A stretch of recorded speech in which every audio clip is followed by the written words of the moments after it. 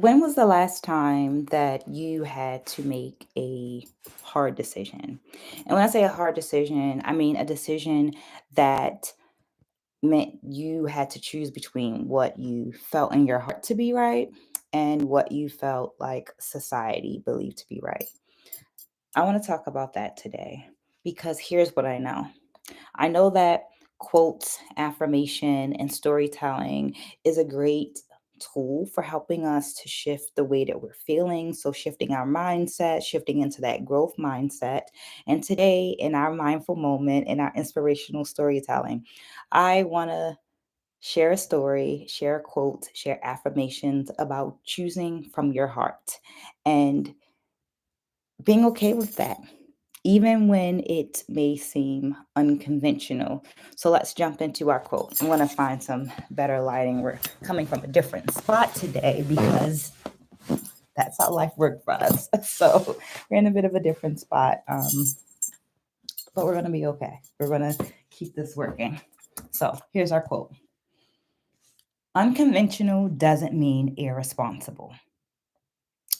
Now, of course, I can't take credit for those wise words. They're actually coming from the amazing Maimuna Youssef. But here's three things I want you to remember. Number one, listen to your heart. Number two, make sure you know your stuff. And number three, be your own champion. In every moment of our life, we are making choices. We're choosing one thing over the other. Today, I want to share a story about choosing my heart. So, join me as I talk about the challenge of being a teenage mom, or the journey of being going from teenage mom to college professor. My name is Maya D, and I'm a storyteller by trade. I do so through dancing. I'm a dancer, but in more recent times, I've been doing it through writing. So I share these stories, right? I'm sharing stories that I've actually have pulled from my journal entries. I began journaling at a very young age, and um, about 4 years ago, a lot was going on, and I started collecting these different quotes from wise women and using them, just kind of like writing them in my journal on the side, like right next to where I would start in the margin.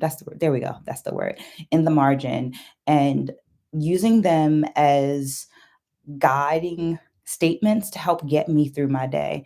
And I'm not quite sure when, but at some point I started writing affirmations or like these thoughts, those three things I mentioned: remembering, listening to your heart, make sure you know your stuff, and be your own champion. I started writing these types of affirmations, these thoughts, tokens, to remember next to the quotes. And I noticed this wonderful thing in my journaling. I started noticing that the story that would come up, the experience that would come up for me to write about, um, started aligning with those affirmations. And I was like, hmm. So essentially, I'm demonstrating what the affirmation is speaking to. So because I like a good experiment, I'm an inquisitive person, because I like testing things out, because I like finding patterns, right? That's, as a dancer, that's one of the things that we do. We find patterns. Um, I was like, I'm noticing this pattern, and I wonder if it's helping me to feel good about being able to demonstrate these things, but I wonder what it would do for someone else. Could this be helpful to other people? So I started a blog, and I shared that blog for about a year or so, um, going through my journals and looking at the stories and taking out the like very, very specific details, but keeping the content there, keeping the base of the story there and sharing it. And I wanted to share one of those stories, one of those experiences with you right here in our inspirational story time, because here's another thing that I know. Some of us really love to listen to stories, and there are others of us that like to listen. So I wanted to share this story in a way that you could listen to it. So go ahead and get cozy. If you're watching this on the replay and not in the live, feel free to like pause it for a second and get cozy, however you define that, or if you're watching this in a live, or just because this works for you, can, let it play while you're doing something, washing dishes, folding laundry, or whatever. However you do it, it's great because it's your choice. Here's what I ask though. If something comes to mind while you're listening, some questions, some thought, go ahead and drop it in the comments below because I'm a big believer in sharing is caring. And as I'm sharing my experience, it might spark something in you to share, to offer, to dive into. And then an exchange happens, and me, you, everybody reading the exchange all grow into better people. So let's get into this story. Ready? Here we go. Reminder number one, listen to your heart. In every moment, we are making decisions, we're making choices. Choosing one thing means not choosing something else. My advice is to go with your heart. There is no one way to make everyone happy, but you can always responsibly choose the thing that is best for you. Your choice might lead you down a road that's less traveled, a less popular path, but this doesn't make you irresponsible. Teen pregnancy can seem like the end of the world, and honestly, it is. But it's also the beginning of a new world. It was my decision to keep my child, and that meant the end of my childhood and the beginning of hers. As she approached her 21st birthday, this is a few years ago, I found myself reflecting on the unconventional methods and responsibility I carried during those years. Accountability, endurance, perseverance, and support are how we made it through. It seems odd to say it, but the truth is, I became a mother before I became an adult. I offer my story to those who have or will experience some level of teen pregnancy in varied ways in their lifetime. It was the month before my 17th birthday, the summer before my senior year, and I was pregnant. I'm not quite sure how my parents felt, but I was both nervous and disappointed.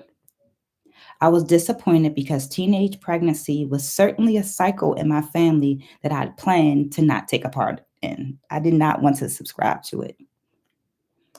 When a nervous me approached my unborn child, his father, he told me make sure I finished school. It was a challenge to keep this promise, but I had to keep it because he was murdered 3 weeks after she was born. Perseverance and support are how we made it through. Number two, reminder, make sure you know your stuff. It was June, and the pediatrician told me that I was pregnant. And from that moment forward, I decided to put half of my paychecks into a savings account. I continued dancing, said I was a dancer, for the first half of the pregnancy and literally worked until I went into labor. I was a nursing major at my high school, and I'm not sure how I balanced being on my medical site at 7:45 and morning sickness. But as I mentioned, it was important for me to finish high school. I wanted to keep my promise and I wanted to have my child. Not everyone was in support of my pregnancy, and luckily, I've always been stubborn and a bit of a researcher. I identify as a geek. My research came in handy during one of my second trimester prenatal appointments when a healthcare professional suggested that I terminate my pregnancy because my baby might have sickle cell anemia. I quickly drew a Punnett square. Thank goodness for that Paul Lawrence Dunbar Community Senior High School education, and then walked the medical professional through the probabilities, the possibilities.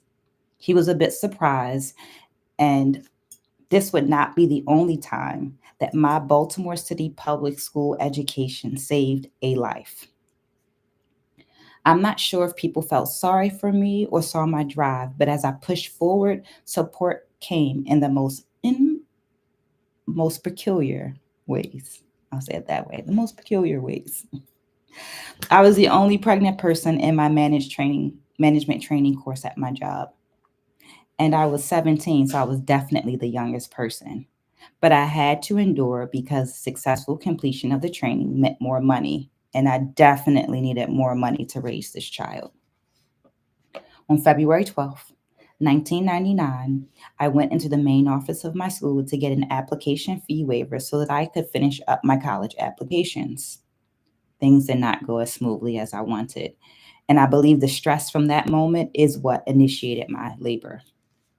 I noticed a pain in my stomach, but I still continued on with the day. I didn't notice that pain. I didn't realize that that pain was the onset of my labor in the moment. It was a slow night at work, and my stomach was hurting, so I didn't argue when the manager sent me home early. My mom told me to cut my eating and my drinking because she figured I was in labor. My sister drove me to the hospital and I was disappointed that I had to get an epidural because I was so far along in the labor. They said it was the only option that I had. I gave birth in the company of a few of my loved ones and felt supported until that night. In the middle of the night, a woman came into my room and threatened to keep my child. The woman told me the hospital found narcotics in my urine sample and I needed to confess to whatever drugs I was using or they were going to keep my child. I sat back and I thought for a second. I told the woman that she'd better leave my room before I sued her in the hospital for several reasons. Reason number one, I was a minor, and how dare she talk to me without the presence of an adult? Reason number two, she failed to follow hospital protocol of checking my bracelet to make sure I was the right patient. Here's the kicker. Reason number three, I was so dehydrated when I came into the hospital that I didn't give a urine sample. So who was she referring to? I never saw her again, but this would be my first and only labor in a hospital. At home, my days were a mix of taking care of the little one and completing high school work. My mother paid for the first 2 weeks of daycare, but told me I needed to pay for the rest from my savings. After all, I had to be accountable for my decisions. Her dad was murdered before the end of my 6 week recovery. I decided school was the only thing I could control. And for the rest of my senior year, I was up by 5 to wash her, bathe her, then take her to daycare before I went to school, came back, played with her, chatted, played with her for a little while, and then went to work. After work, I would wake her up and she would lay in my lap while I did my homework before going to bed around midnight or a little after. My childhood was over. I was a full time mom and a full time student. I finished the semester with a 3.0 and several college acceptances. Number three, be your own champion. Whew. I took the day off to get my college schedule and to go to social service to apply for daycare vouchers. At social service, I was called into the back office where a woman told me that I was only a child and I had no right to have a child. I was shocked. I was shocked. That's it. I was shocked in the sentence.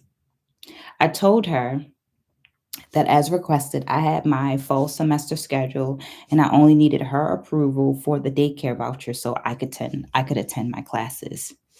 The woman told me that I needed to file for child support in order to be eligible for the daycare vouchers.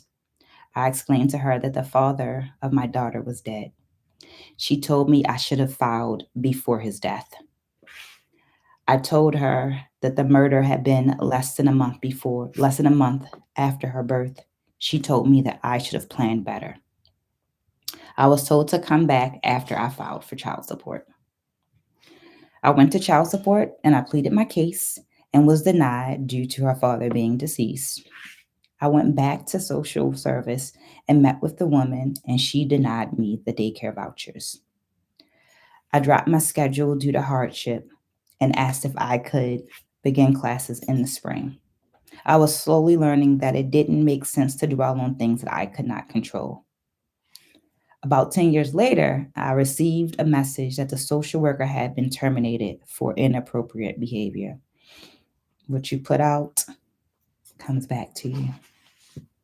In the meantime, I went back to dancing with my childhood company, but now as an adult company member because I was now 18. By the spring semester of 2000, I was working several jobs, but still couldn't afford the tuition, so I dropped my schedule again. I traveled and performed with the dance company and worked at a local hair salon while I was out of town. I took her with me whenever I could, and family supported me by keeping her when I couldn't. In the spring of 2017, I was a recent hire at a university and was asked why my name was already showing up in the system. I told them that many years ago, I was a student there, but it didn't work out for me. And now I was returning as a college professor. Nothing can explain the feeling of accomplishment I felt as I stood there with that ID in my hand. I learned life will continue to be challenges, to offer us challenges and blessings. But those blessings come to those who preserve and endure. I managed to travel the world and get several degrees on my way, but none of this would have been possible if I had not practiced accountability, support, perseverance, and endurance, which is actually the name of my daughter. Aya means endurance. My path was unconventional and therefore required me to be intentional and responsible. In the words of the very wise Mamuna Youssef, unconventional doesn't mean irresponsible.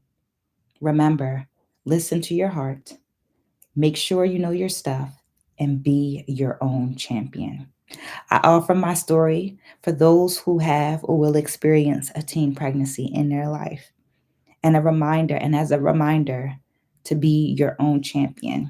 So here's my question for you, and feel free to leave it in the comments below or to write it out in a journal. I'm an avid journaler, so that's where I find some of my peace and some of my clarity. What's a decision? When was a time that you had to make a choice that didn't necessarily go with the grain of what society said that you should do, um, and you chose your heart, or did you choose your heart? And how did it pan out? What are the lessons that you learned from that? So make that concise. When was a time that you had to make a hard decision that required you to either go with your heart or go with a choice of society's preference? What did you choose, and how did that work out for you? I mentioned that I'm a journaler, and this is where I find my clarity. This is where I find my peace. This is where I find my healing. This is where I express my emotions. And while the blog was one manifestation of collecting these quotes and affirmations, designing journals for community members, for people, for you all, was also something that grew out of this practice. So, what I will offer to you is if you check out the details, there are some affirmations. There's a link to some affirmations and some other things in the details. And what I want to invite you to do is come back. Come back tomorrow. This was day 13, and I've actually pushed myself to come on live and share some of my experiences for the next 30 days. So this is day 13. Because somebody once, or I once heard that if you want something that you've never had, you have to do something that you've never done. And I've never gone on lives like this, because I'm actually, even though I'm a dancer, I'm very much an introvert. So this is pushing me out of my comfort zone, but I am a true believer in stepping slowly and carefully out of your comfort zone allows us to build up new skills and learn new things about ourselves. So I hope you got something from today's story, and I hope that you join me tomorrow for day 14. Remember to like and subscribe if you like this video or found it interesting in any other kind of way. And I'll see you tomorrow. Take care.